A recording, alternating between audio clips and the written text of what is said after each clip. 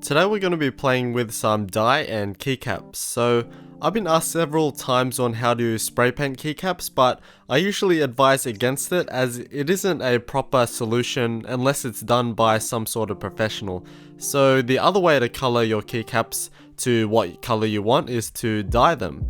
Rather than creating a coating over the keycap like painting would, what dyeing does is penetrate the plastic and just essentially turn the plastic into your desired color.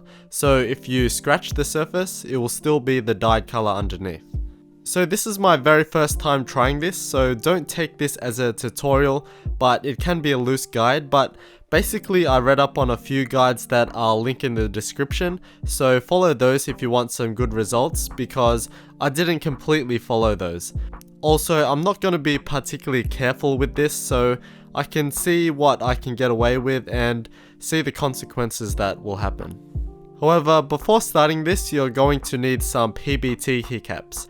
Most stock keycaps are ABS keycaps and aren't suitable for this as their melting point is too low, so they're gonna warp during this process.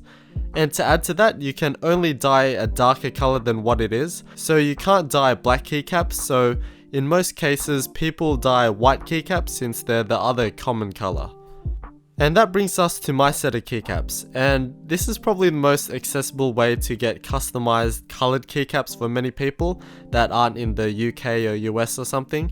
These are just cheap blank white PBT keycaps from China, and you can get these off eBay or Banggood or someplace else, and they can be had for less than about 20 bucks.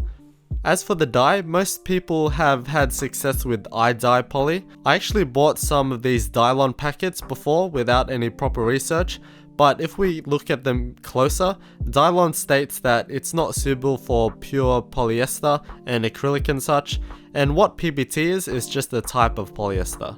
So it's actually in the name itself, being poly, and on the back it specifically says that it dyes most plastics. I haven't had any experience with the others, but iDye poly will be your best bet. But if you can't get that, then just try to read on the back of the dye that you're getting and read if it can dye polyester, and that may work. And these are all the things that I'll be using. I've got a 20cm saucepan. Just find whatever pot you can get, preferably a cheapy new one. A strainer, it's actually recommended to get a plastic one so it doesn't scratch the keycaps, but I'm just gonna use this. As for the water, distilled water is recommended, but I couldn't find any of that, so I wanted to test out this demineralized water, but it wasn't enough anyway, so I didn't use it. And of course the dye itself. Before starting, make sure that your keycaps are completely clean and don't have any oils or anything on them. Brand new keycaps will work the best, and there's been reports of used keycaps not being completely even in color. Okay, so now with all that out of the way, we can get to the dyeing. I'm going to be just using some tap water since the water I bought was nowhere near enough, and this is mainly because my strainer is so shallow that I need to bring the water way up higher to submerge the keycaps. Ideally though, you would reduce the amount of water to increase the concentration, just like in something like cordial.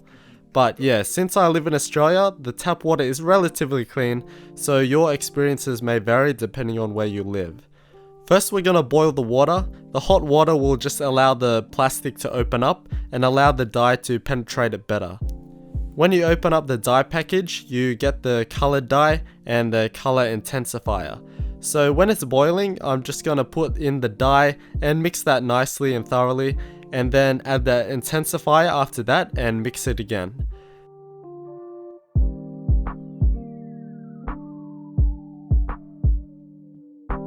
Then I'll take it off the heat and using the strainer put the keycaps in. I'm doing yellow first since it's lighter.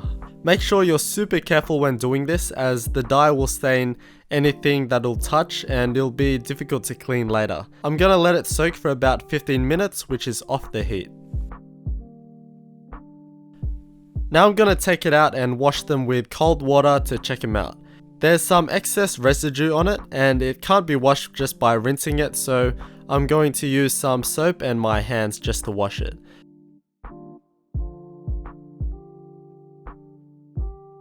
And so far it looks quite nice. It's yellow, but it's not as vibrant as I want, but it looks quite even and clean. So I'll bring it back to the boil and do it again, and take it off the heat to let them sit there for another 15 minutes.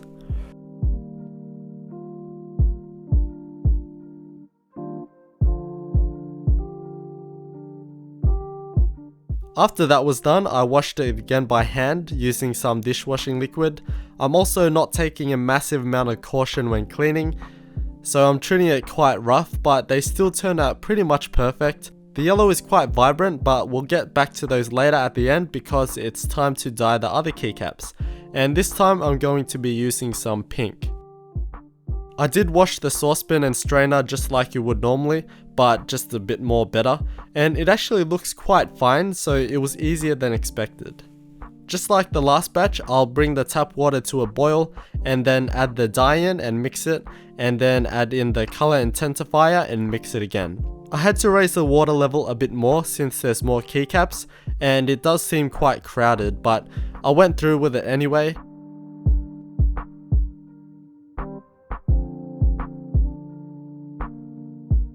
And after a good 15 minutes, I washed them and the results were really bad. I'm disappointed I didn't get more footage of the spacebar and the other bad looking keys, but there was pretty much heaps of unevenness and pale patches everywhere. Some of them looked completely fine though, but there was also like lines on some of them, with some of them also showing the mesh pattern from the strainer. I'm not entirely sure, but I think this could be put down to having too many keycaps together in that small area. Since my strainer is so shallow, I can't fit too much in there, and they didn't have much space around them.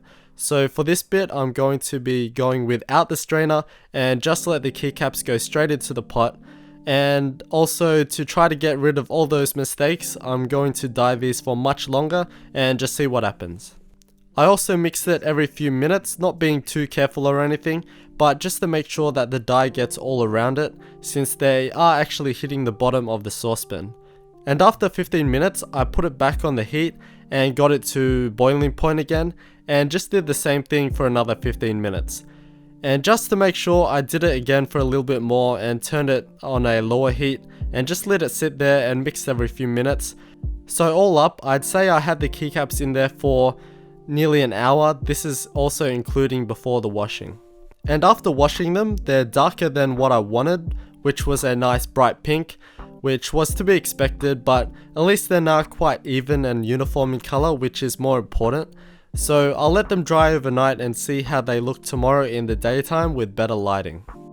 And here they are on a wooden keyboard I'm working on for someone. This is actually my first official custom case I made for someone, so I'm really pleased with it and I'm really excited to do more of these in the future and show them off. I also made a simple wrist rest, which I'm also really pleased with. But anyways, I went with a different color layout on this one rather than the traditional modifier alpha split. And again, I wanted pink, but instead I got magenta, but it still looks great. It's pretty rewarding to see them at the end when they're just a completely different color than what you started with. There's no change to the texture of the keycap or anything, so that's also a big plus. But as I did do it rather hastily, there's a couple of signs of mistakes, but this is mainly prevalent on the magenta keycaps. There's a few scratches here and there, especially on the spacebar, and this may be due to me being quite rough with the stirring, so keycaps were colliding with each other and all that in the pot, so this can be fixed with more care. It's also more apparent on these magenta ones because it's a darker color, and in turn it has a higher contrast. The yellow ones look very clean because I was more gentle with them, but also because any mistakes are hidden because yellow is such a light and bright color that it hardly contrasts at all. And one more unlucky mistake that I made was with the little positioning bumps on the F and J keys. Unfortunately, I completely forgot about them and dyed one of them yellow, so that was pretty bad on my part. So overall, it's a very rewarding project to do.